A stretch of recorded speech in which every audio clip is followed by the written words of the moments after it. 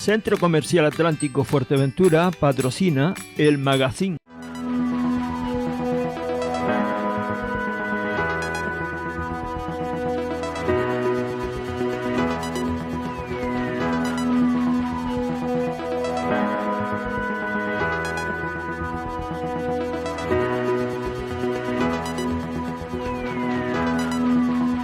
Bueno, estamos de vuelta. 24 minutos sobre las 8 de la mañana. Decíamos que vamos a analizar la situación insular, no solamente lo que ha pasado en el Cabildo con el cambio de gobierno, sino asuntos que también le afectan personalmente. Blas Acosta, bienvenido. Gracias por estar hoy con nosotros. Hola, ¿qué tal? Buenos días.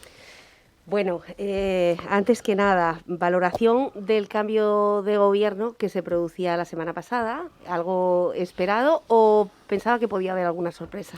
No, era lo esperado, era lo anunciado desde el 26 de diciembre del año pasado. O sea, por lo tanto, nada nuevo sobre lo que ya habían anunciado los tres partidos que conforman la nueva mayoría, ¿no? Coalición Canaria, Partido Popular y AMF, ¿no? Por lo tanto, yo creo que lo que ha habido es, como ya se comentó también lo comenté en su momento, que era un periodo muy largo en el sentido que tenía que dimitir Marcelino y una vez que llegara la nueva acta de la nueva consejera, pues tomar posesión de ella. A partir de ahí, pues sobre el 12 de marzo, quiero haber dicho en su momento que eran los plazos legales que se necesitaban para poder producir ese cambio de gobierno. Finalmente fue un día antes, ya que dimití una vez aprobados los presupuestos para que eligieran un nuevo gobierno y se ratificaran en lo que ya habían anunciado ellos tres, ¿no? Uh-huh.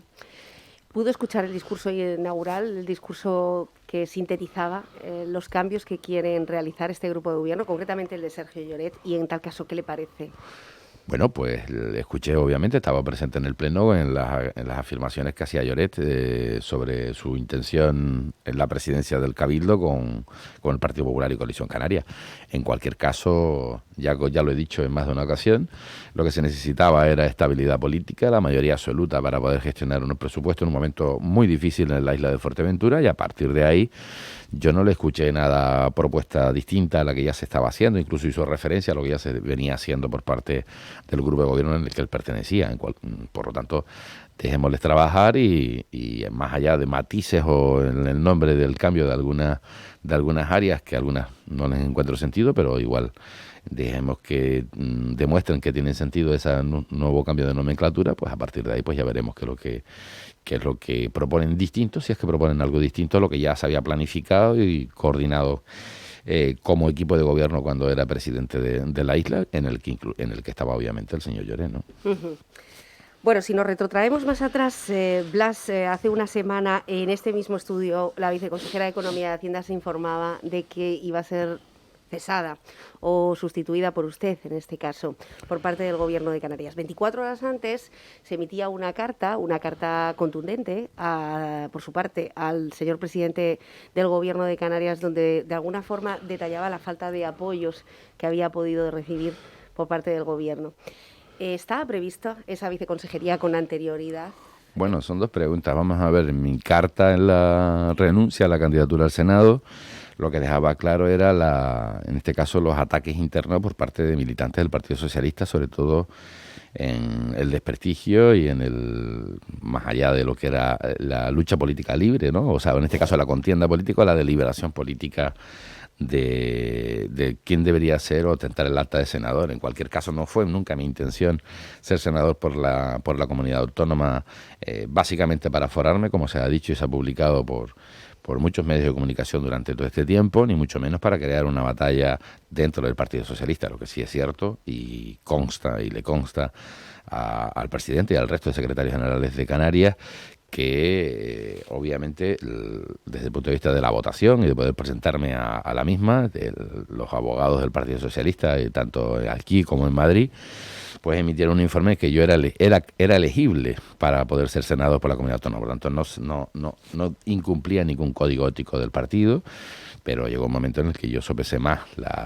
Yo creo que ya se acabó por mi parte, la paciencia tampoco es mucha en mi caso, de que tenga que estar sometido al escarnio público sin tener derecho a como cualquier ciudadano, a que se me respeten, pues en este caso, todos los procedimientos. Y dije, pues no quería hacer más daño a un partido en el que llevaba muchos años de militancia y donde yo me quejaba era dentro de la militancia del PSOE, en el que haciendo público una cuestión en la que, como ya bien dijo el presidente, era una cuestión menor que se hubiese podido haber resuelto de otra manera, ¿no? Pero en cualquier caso no es una cuestión de Fuerteventura o las islas occidentales contra Tenerife, ni cosa lo que parezca. Lo que no puede ser, ni ha sido nunca dentro del Partido Socialista, el cambio de un representante o un candidato o candidata del partido es algo, un trámite político administrativo. Eso no puede ser.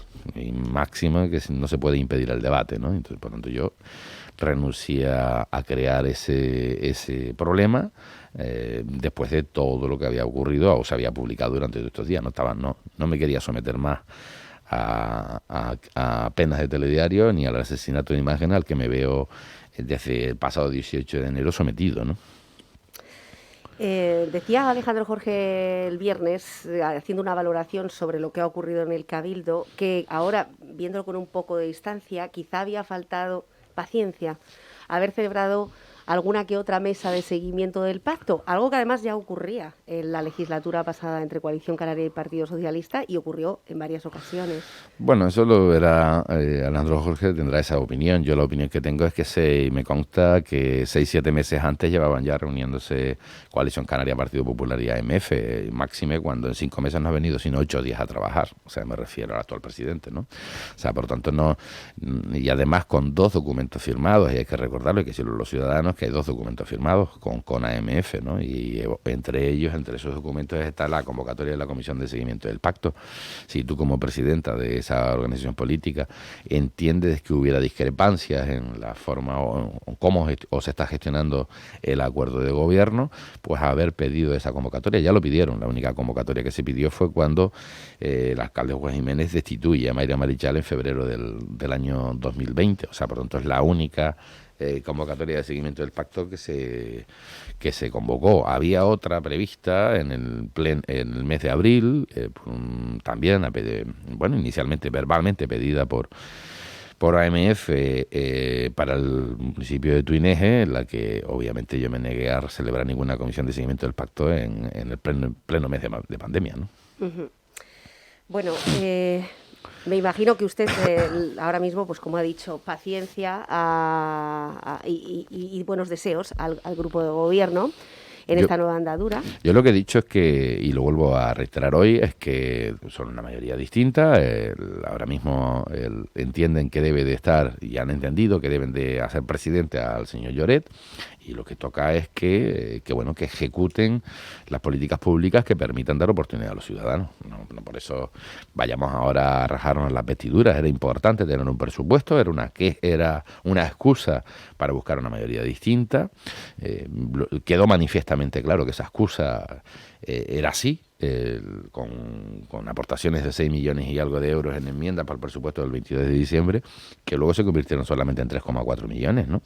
Pero bueno, en cualquier caso ya le digo, es normal que lamentablemente pues dé la sensación de que lo que se quiere es simplemente gestionar lo que ha costado bastante durante todo este año 2020, es decir, desde los planes de cooperación con municipios, desde las ayudas a la emergencia social, que fuimos pioneros en toda Canarias, o incluso de todo el esfuerzo que se ha hecho conjuntamente con el resto de consejeros y consejeras del grupo de gobierno anterior para poder ser el año que más se ejecutó dinero público, ¿no? De nada sirve tener presupuestos que no dejan de ser los impuestos que pagamos los ciudadanos si luego no se gastan, ¿no? Y a partir de ahí es legítimo. Yo he escuchado una serie de barbaridades durante todo este tiempo, fundamentalmente de Coalición Canaria. Quiero recordar cuando compramos los respiradores, que era un pelotazo y que estábamos poco menos lo que habíamos hecho era robar dinero y comprar a un precio exagerado. Mire, hoy que hay 6 personas en la UCI, me gustaría recordarlo y espero que no hagan falta, ¿no? Que no hagan falta esos respiradores o todas esas gestiones que se hicieron en su día sin ser competencia nuestra del Cabildo. Pero desde luego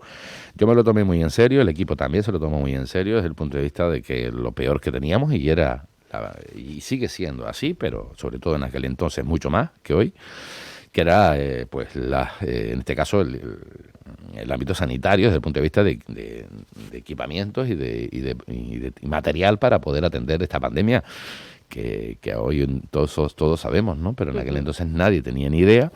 Y lo que sí hicimos, y así ha sido incluso reconocido por Canarias, incluso hasta los PCR las pruebas PCR para que se pudieran hacer PCR en todos los centros hospitalarios de Canarias para todos los canarios, ¿no? Y por tanto yo creo que de esa fase la gente sabe perfectamente cuál fue el esfuerzo.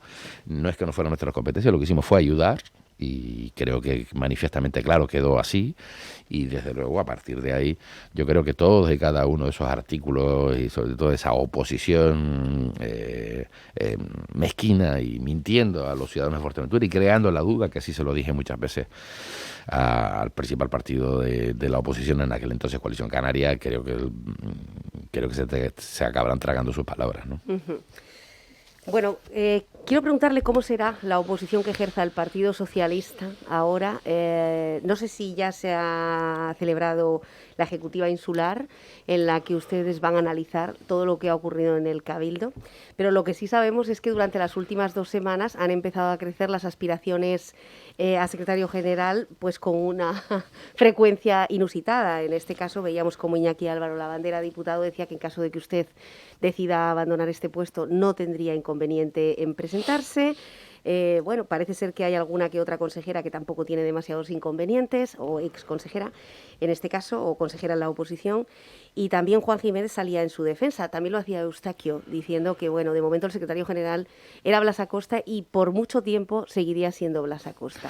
Bueno, vamos a ver, la Ejecutiva Insular del Partido Socialista hace mucho tiempo que no se celebra, entre otras cosas porque el partido dio órdenes de que no se hicieran reuniones políticas, al menos presenciales ninguna, sobre todo en una situación en la que estamos pidiendo que no haya, pues en este caso, que se junten más del número permitido en función de cómo está ahora mismo la pandemia. Son 4, además. Por lo tanto, eso es así. Lo que sí se va a celebrar hoy es una ejecutiva vía telemática, ya está autorizada.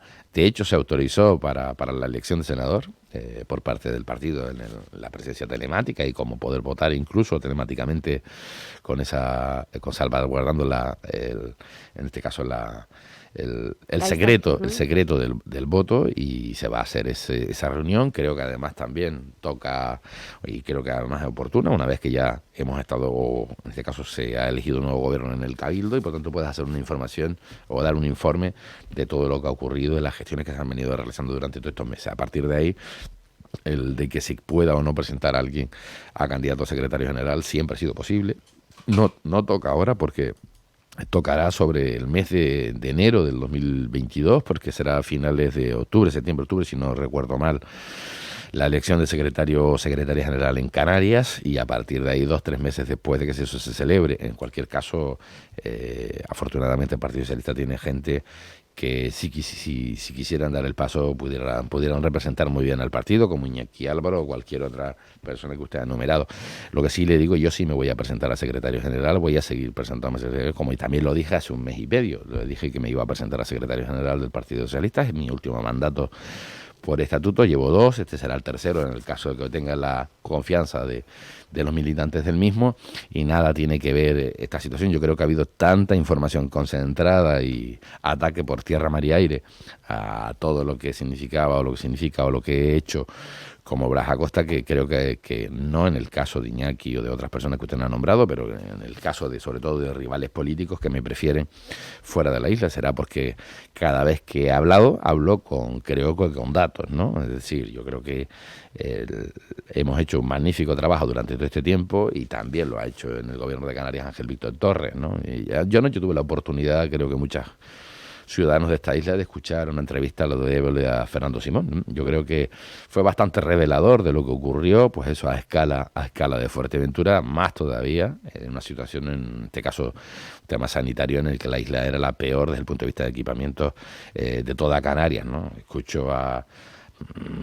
Voy a calificarlo bien, es decir, al parlamentario de Coalición Canaria, en este caso con la condición de secretario general de Coalición Canaria Fuerteventura, el señor Cabrera, haciendo afirmaciones en el ámbito sanitario, cuando se le debería de caer la cara de vergüenza, porque hay que recordar que estuvo 12 años de presidente, 8 de consejero de Cultura del Cabildo, 20 años, ¿no? Y si la situación era preocupante en cuanto a equipamiento y en cuanto a dotaciones en el Hospital de Fuerteventura, también ha estado en los últimos 20 años Coalición Canaria gobernando en Canarias, ¿no? Y pretende y más en un año como el que acabamos de atravesar, de que se resuelvan sus propias carencias, no sus propias vergüenzas. Pero bueno, lo que sí sigo diciendo es que no haga alarmismo en cuanto a la situación hoy, desde el punto de vista de equipamiento, de conocimiento y de dotación de personal sanitario en la isla de Fuerteventura. Lo cual no significa, Blas, que el hecho de que Fuerteventura tenga que verse suprimida de ese helicóptero medicalizado, que es de lo que era la crítica de este fin de semana de Mario Cabrera,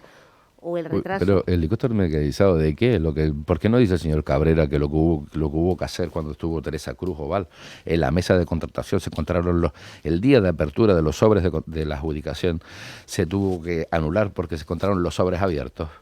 Habían sobres abiertos antes de estar presentes los funcionarios para el procedimiento de licitación, y hubo que realizarlo absolutamente todo, incluso que el transporte de ambulancias, y se tuvo que hacer otra vez por la vía de urgencia. ¿Por qué no dice realmente todo lo que ocurre? ¿O por qué solo ocurre cuando sabe que se van a hacer las cosas? Porque obviamente dentro de su hospital hay gente, por ejemplo su sobrino, que ha estado director insular de sanidad, y le dicen lo que se va a ocurrir, él lo vende como que exigen 15 días que se haga, cuando sabe que se va a sacar a licitación después, por ejemplo la rehabilitación de la sala de rayos en Morrojable, o la máquina o el nuevo TAC en el hospital. ¿Por qué él se adelanta? Y porque le están dando una información privilegiada y parece que es una reivindicación que se cumple porque él la exige.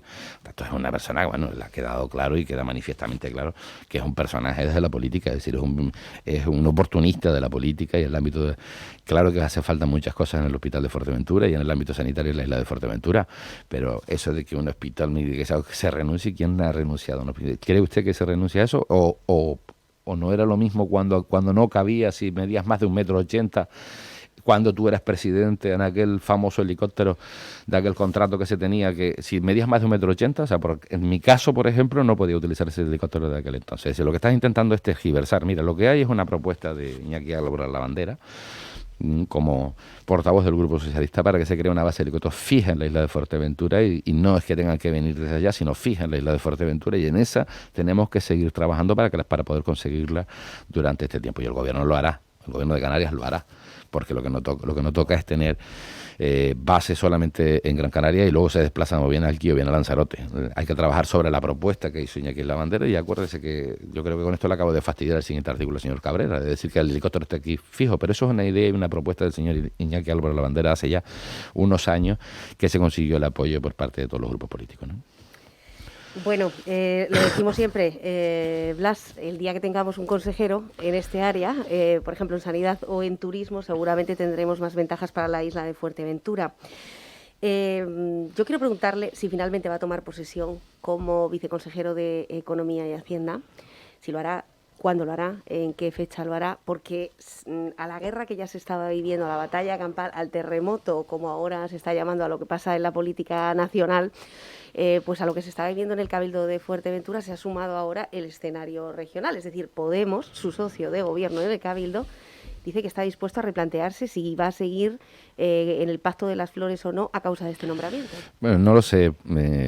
Vamos a ver, Podemos del Cabildo en absoluto ha mostrado ningún rechazo, y Podemos en Canarias, bueno, yo le recomendaría que hicieran de las declaraciones, las hagan donde deban de hacerlas, ¿no? En cualquier caso, yo creo que lo que tiene que hacer ya con respecto a si se tiene nombrado o no es una cuestión que tendré que ver entre hoy y mañana con el presidente del Gobierno de Canarias, y a partir de ahí, pues obviamente las explicaciones que se tengan que dar, si se tiene que dar alguna, y si quiere replantearse, pues se lo replanteen.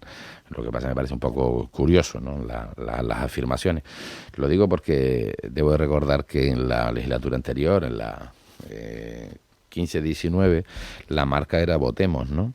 Y era la acusación particular en algunas causas, por ejemplo en las causas de Turpa. Es decir, que es curioso, ¿no? Es curioso que Votemos fuera la acusación particular, yo creo que ante la denuncia de Margarita Martín, ¿no? O sea, por tanto, yo creo que es todo un poco complicado, pero creo que la gente entendería cuáles son ese tipo de explicaciones. Yo con Podemos no tengo absolutamente ningún problema. Es más, no tengo ningún problema para ser elegido en el caso que así fuera, así lo decidiera el presidente de Canarias, y lo que está claro es que si lo hace será porque cree que pudiera aportar, ayudar en la gestión, ¿no? Yo declaraciones sobre quién quita o quién pone no las hice en su momento cuando puse, y tampoco lo voy a hacer ahora cuando la han quitado.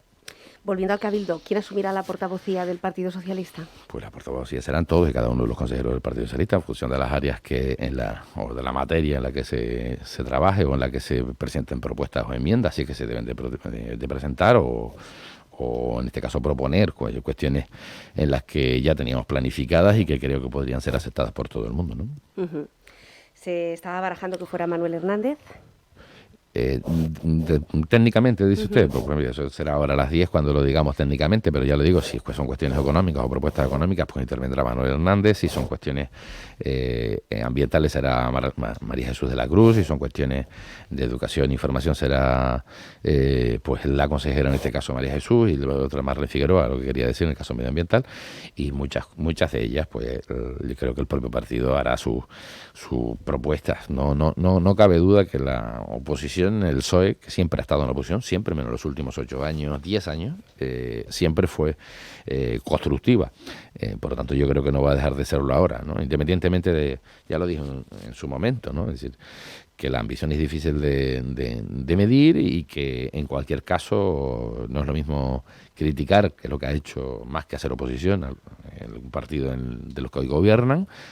Habrá que ver esas propuestas que se hagan, ¿no? En las que gestionen. Yo creo que lo que deben de hacer y en eso estarán es intentar pues gestionar cuanto antes el dinero público para que queden, pues tramitar todas esas ayudas que ya hemos ido sacando durante estos primeros meses y a partir de ahí pues intentar que haya activar la economía en Fuerteventura, que bastante necesitada está, ¿no? Bueno, ha habido una muy buena noticia este fin de semana, fruto de esa negociación en la que ya sabemos que Canarias asumirá esa gran partida económica y además que tiene una fecha, recordamos, hay 40 días, 30 para la tramitación y 10 para la devolución, algo que hasta ahora, pues ha sido una de las cuestiones que más han preocupado a la empresa. Presento la documentación, pero ¿cuándo voy a cobrarlo? 40 días tendrá el Gobierno de Canarias, en este caso el archipiélago, que recibe una cuantía más alta. ¿Qué asignatura pendiente se deja el expresidente del Cabildo en el despacho? ¿Qué proyecto? Bueno, lo que realmente es la diversificación económica. Es que es fácil decirlo, pero complicado que ejecutarlo, ¿no? Ya he dicho y creo que usted precisamente es consciente de ello, ¿no? Porque hasta que no se consiguieran las cosas nunca las anunciaba, sino había muchas cuestiones en las que se tenía que trabajar y se tiene que trabajar. La diversificación económica desde el punto de vista del conocimiento.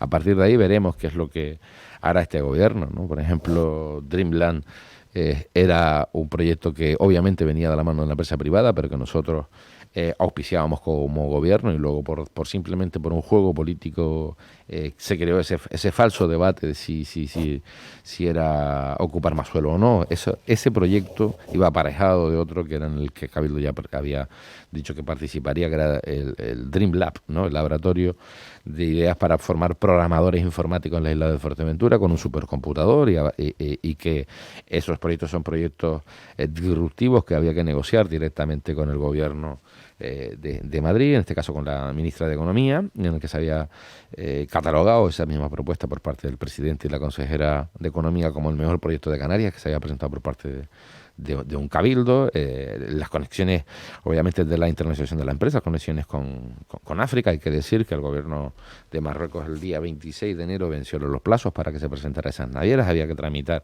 volver a activar ese punto PIF y Schengen en el puerto de Rosario para tener esa conectividad y tener esas oportunidades que siempre se había anunciado, pero que, en el caso se habían hecho y sobre todo había algo muy importante, que era intención del Cabildo adquirir, en este caso, la residencia de Gran Tarajal para que tener una segunda fase de Parque Tecnológico 2 en lo que se estaba utilizando, estaba cerrado, que era como llaman el Gran Tagoror de Gran Tarajal, donde solamente habían asociaciones que también obviamente fueron así, pero era mi intención llegar al acuerdo con la Consejería de Educación para poder poner esa parte de edificio tecnológico en Gran Tarajal, para que también la gente, en este caso los vecinos del sur, no tuvieran que venir aquí a desplazarse para tener la formación. Hay muchas cuestiones que creo que se anunciaron en su momento, que hay que trabajarlas y sobre todo espero que vayan a un ritmo como al que iba yo, no a otro, ¿no? Si vas a otro ritmo se puede ir la legislatura, aunque seguramente empezaremos a leer durante todos estos días, como ya ocurrió al principio de la legislatura, un resumen fotográfico de ideas, ¿no? Yo creo, por ejemplo, hoy, ¿no? Y no es una crítica, pero creo que es y lo podría saber el presidente, ¿no? Va a vigilar el semienlace, no estés vigilando las obras del Gobierno de Canarias, propon las tuyas, déjate estar vigilando las del Gobierno de Canarias, que se adjudicaron ya hace 2-3 meses ese semienlace, como para estar haciendo ahora la pantomima de que estás vigilante. Bueno, por ejemplo, en vez del semienlace, ¿por qué no has tramitado el expediente del semienlace a Parque Holandés para que es la parte de Cabildo, ¿no? O sea, yo creo que no nos hagamos trampas, es legítimo lo que ha ocurrido, pero a ver si nos espabilamos un poquito y caminamos en nuestras obligaciones, que las obligaciones de los demás también hay que estar vigilantes, desde luego, pero no estemos pendientes de las obras de los demás.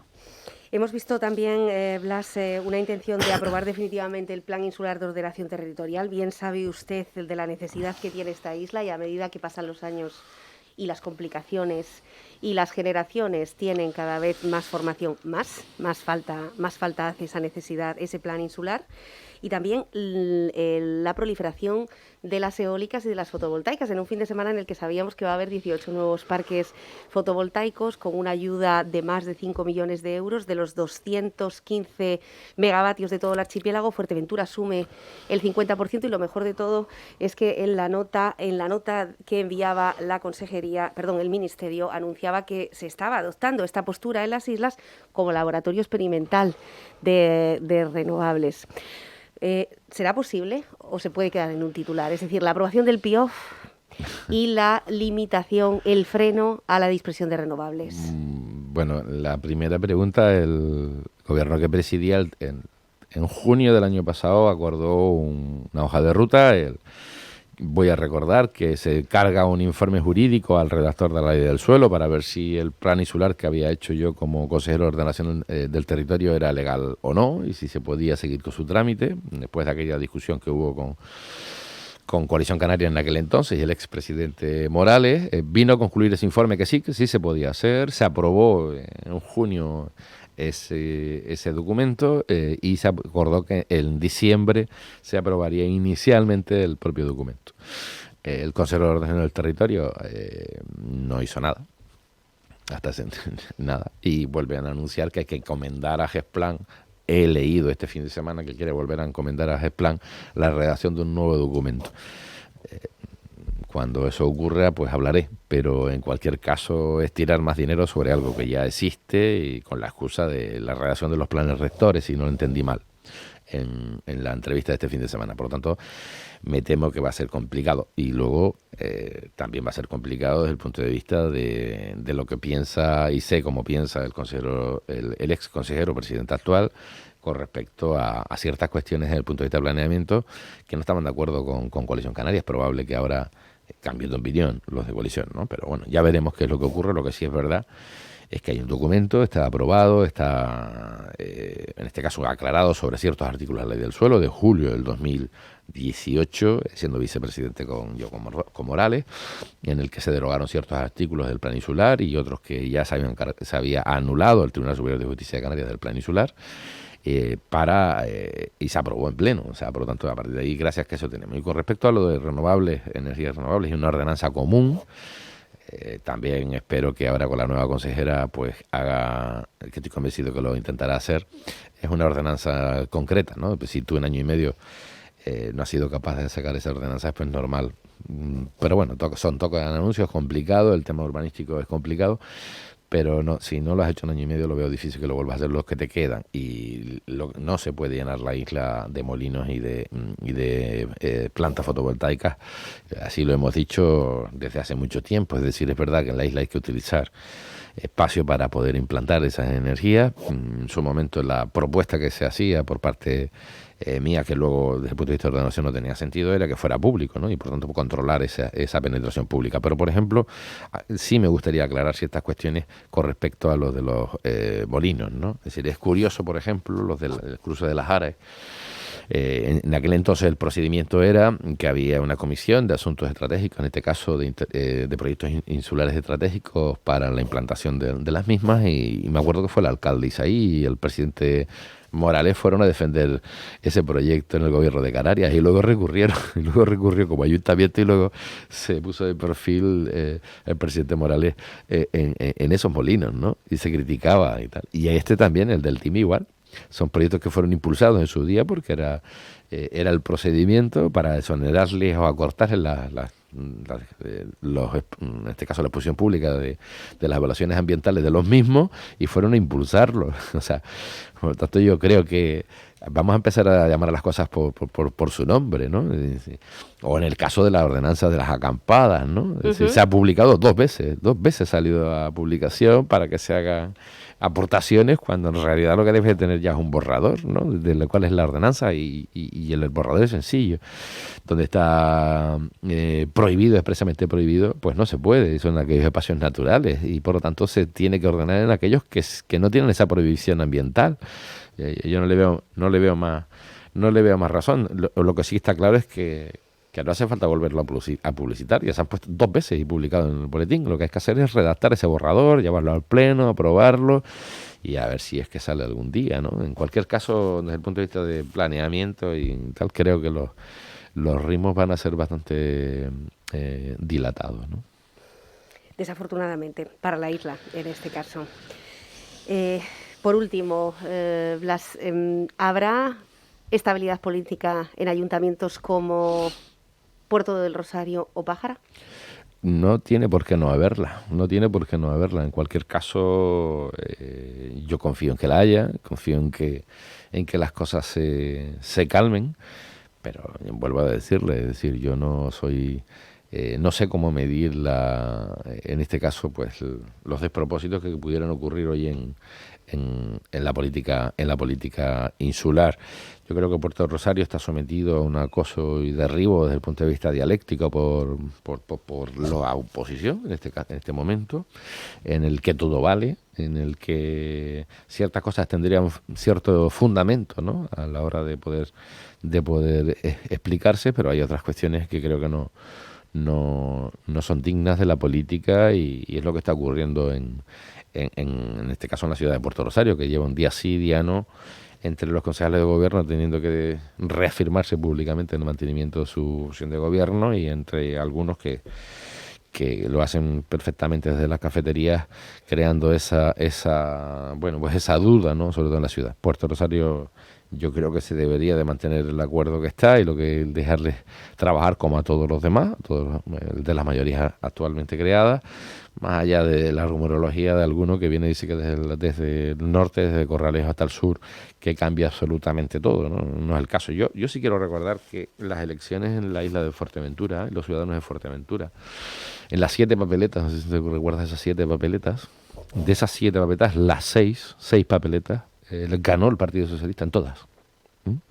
En todas, excepto en la del Cabildo Insular de Fuerteventura, donde la candidata de Coalición Canaria obtuvo 751 votos más que yo, pero igual número de consejeros, 7, ¿no? Y hago el matiz en esa porque recuerdo que ese domingo de las elecciones, fue denunciado el Partido Socialista, por lo tanto, yo de forma indirecta, por compra de votos. Y fue presentada esa denuncia y firmada por un candidato de Coalición Canaria y un candidato del Partido Popular, ¿no?, ante una gracieta que hizo un candidato de Contigo, ¿no? Gracieta porque entendía que era la gracieta de turno y tal, y por lo tanto yo digo que ese resultado nunca se sabría si efectivamente esos 750 votos hubiesen sido más votados, sin mentir nuevamente de las 2 de la tarde, luego utilizar los medios de comunicación para moverlo en redes, para que ante las 8 de la noche el Partido Socialista está comprando votos, ¿no? O sea, por tanto, yo creo que esa duda siempre me creará. Yo creo que la certeza la tienen este partido político, y entiendo que bueno, nosotros en Pájara ganamos las elecciones, quiero recordarlo, sacamos un concejal más que el siguiente, que fue Coalición Canaria con 7. En Tuineje ganó Coalición Canaria las elecciones, el Partido Socialista obtuvo las 4 actas de concejal, y por lo tanto sobre 1.000 y pico, 1.400 votos. O sea, las cosas son como son. En Antigua ganó don Matías Peña, en Puerto Rosario ganó don Juan Jiménez, y en La Oliva ganó don Isaí Blanco, ¿no?, que finalmente hizo un acuerdo con doña Pilar González. Pero en cualquier caso, ya le digo, es decir, si da la sensación que para Coalición Canaria sirven de socios, en este caso Pedro Armas en Pájara, de AMF, o servía el partido de doña Pilar González en La Oliva para gobernar con ellos, pero una vez que se obtiene una mayoría distinta parece que todo eso es malo, ¿no? Pero, oye, hemos ganado las elecciones. Bueno, las has ganado en algunos sitios, en otros no las has ganado, y en el ámbito de Canarias las hemos ganado nosotros, en Fuerteventura, en el ámbito de el regional también la hemos ganado nosotros, y a partir de ahí nadie está exterminando a nadie, sino simplemente es que no te puedes poner en la centralidad política, en el sentido de decir, a mí me da igual gobernar hoy con el Partido Popular que mañana con el Partido Socialista. Aquí el único que tiene patente de corso político, sin propuestas políticas, sino simplemente desde el anuncio de grandes propuestas políticas que luego no las ejecuta, es Coalición Canaria. Y eso yo creo que no procede. Pero en cualquier caso, yo creo que hay que trabajar juntos. Es un momento en el que hay que hacer una oposición seria, con tranquilidad, y yo con mis fallos, con total seguridad los tengo, y los conozco muchos de ellos, pero también con nuestros aciertos, como grupo y como presidente en este año y medio, casi 2 años de presidencia del Cabildo de Fuerteventura, pues han tomado las decisiones que se tenían que tomar para que fuéramos relevantes en el contexto canario, y en una situación bastante difícil. Es decir, hoy creo que hace un año, ¿no? O ayer hizo un año de ese decreto de alarma. Por lo tanto, yo creo que la realidad durante todo este tiempo ha sido perfectamente, en este caso, vista y palpada por los ciudadanos de Fuerteventura, y hay que hablar más de esperanza que de batalla política, ¿no? Bueno, lo veremos a partir de ahora, momento en el que ustedes entran en la oposición. Hay que recordar que para ese nombramiento de viceconsejero, que sabremos, según ha indicado, pues a lo largo del día de hoy y de mañana, a través de esas reuniones, primero debe dimitir de su cargo del Cabildo de Fuerteventura para después asumir ese cargo. Entiendo que es así. Sí, es incompatible en el caso de que finalmente sea nombrado, sí.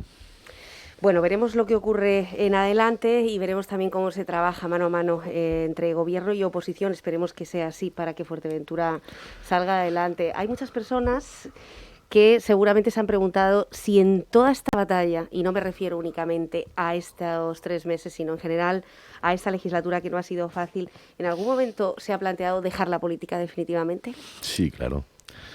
Sí, por supuesto que lo planteé hace mucho tiempo. Y además era agotador. Era realmente, no sabías ni qué podías hacer ni cómo tenías que hacerlo. Lo único que sí tenía claro es que tenía que hacerlo. Pero claro que sí, ha sido un año muy estresante, sobre todo los primeros meses del decreto de alarma.